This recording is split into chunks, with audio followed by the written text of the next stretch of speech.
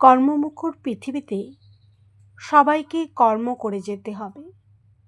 বসে থাকলে যে পেটের অন্ন জুটবে না, আর তোমার মুখে কেউ বিনা পরিশ্রমে অন্ন তুলে দেবে না। তাই পরিশ্রম করে নিজের অন্ন নিজেকেই বেছে নিতে হবে। এই অন্ন জোগাড়ের তাগিদে সবাইকে জীবিকার সন্ধানে বেরিয়ে পড়তে হয়।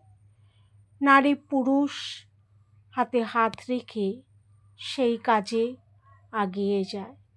কোনো কাজ ছোট নয়, কোনো কাজ বড় নয়, কাজ কাজই। সৎ পথে সেই কাজ করে যাওয়া একমাত্র লক্ষ্য। কারো কুদৃষ্টি, কারো জীবিকার উপর না পড়াই ভালো।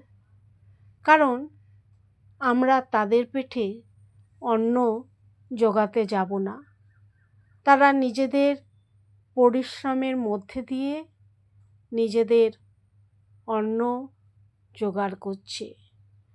সে নারী হোক পুরুষ হোক, সমতা বিধানই একমাত্র লক্ষ্য।